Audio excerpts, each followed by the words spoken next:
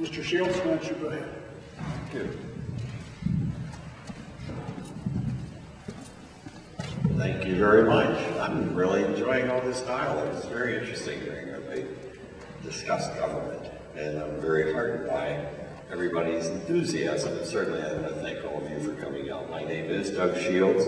I am running for Pittsburgh City Controller, and my background is that I probably did every kind of job you can think of, from being an actor to working on riverboats, and I worked at the Grand Concourse, and milk cows, pick peaches, and hoboed around halfway around the world and back twice.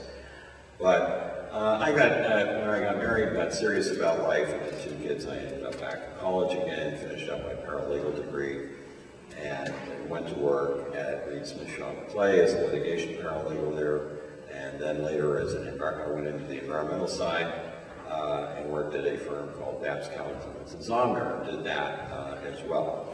And it really prepared me very well for the job I have now, and that is basically as a litigation paralegal, you're a fact manager, and you work with lawyers to apply the law to the facts. And that requires an awful lot of things, whether it's financial matters or generally it is financial matters when you're talking about the law because you're suing somebody, and what's that saying is a lot of money. One day I got a phone call from a gentleman who I really didn't know at all. A guy named Bob O'Connor called me up and asked me if I'd be interested in working for him after he had won his primary. And I thought about it, and I said, boy, that'd be an interesting job, and it is probably and that was part of the thing that I found in government, that plain speaking, as my good friend Senator Furley, I learned that from him as basically a mentor, is that you speak your mind, and you speak the truth, and you tell the whole truth. Not about half of it, not some of it, but all of it. And you talk about it in terms of what that means to this city.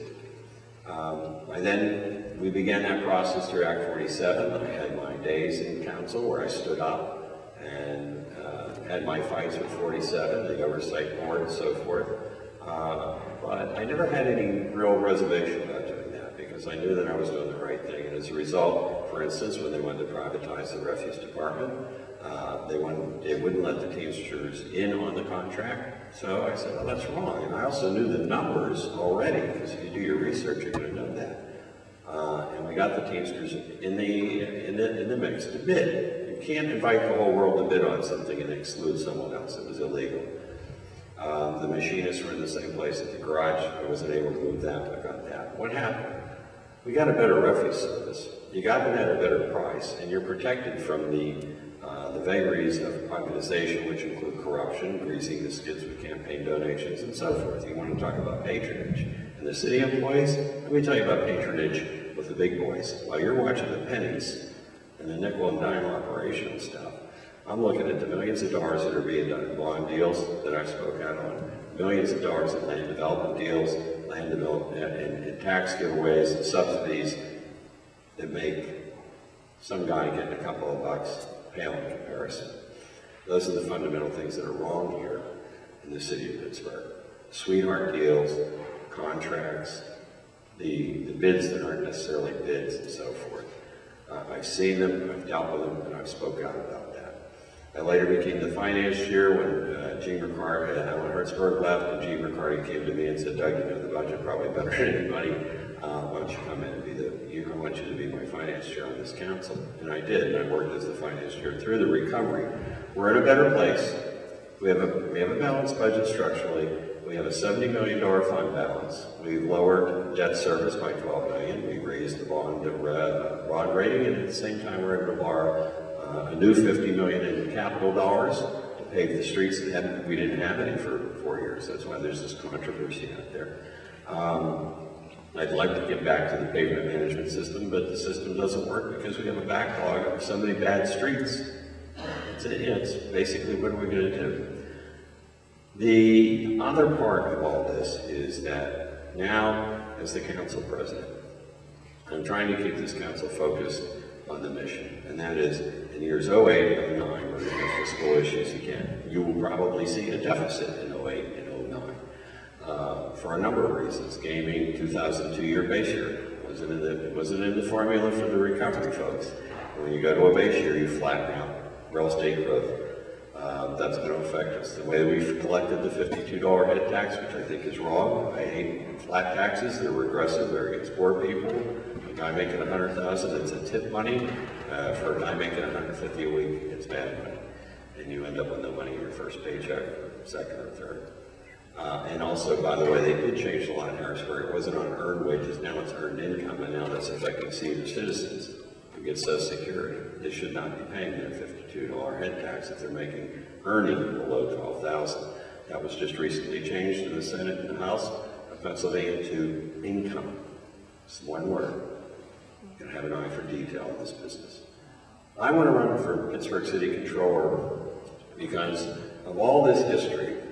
I don't ever want to go back into that hole again. I don't ever want to see this city fall down on its knees like it did and profoundly fail. And the institutions of government profoundly failed the people of Pittsburgh here. But all about what? I'm not certain what it really was about. But it did go broke. What I want to do as a controller is to provide you with a window. I can be the weatherman. When you give up your vote in council and become the controller, you're an independent voice. You don't have to trade a vote with the mayor. You don't have to cut a political deal. You're not in the vote.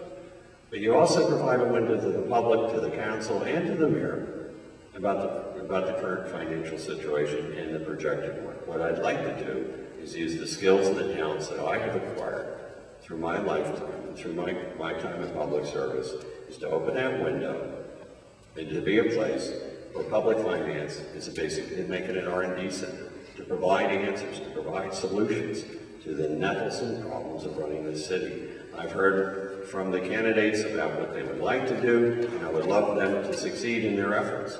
But you can't do it until you get on fiscal footing that makes sense.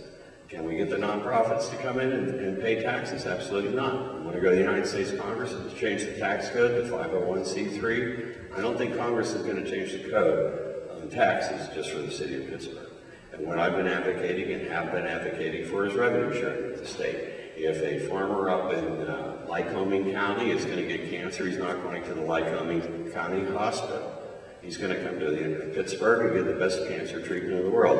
A city resident should be paying for the things that they utilize. School crossing guards, street paving, and so forth. But for those that are served by our institutions here in Pittsburgh that are well beyond the city gate, the state benefits.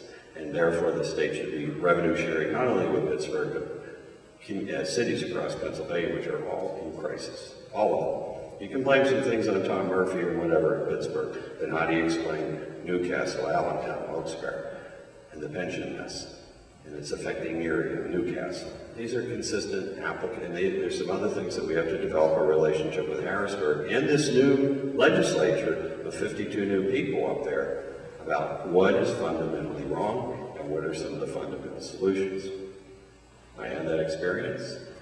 Of all the candidates that are running, I'm the only person that has had a broad base of experience in running and operating this government. All the other candidates, but for one, will claim governmental experience. None of them have had the experience of rebuilding a city, the extensive operations of city budgets, and also not only city budgets, but the URA, the Housing Authority, all the others. And then when the other thing is that, and most of you don't know this, and you may be surprised to know, but the controller is also the auditor for the Pittsburgh Public Schools.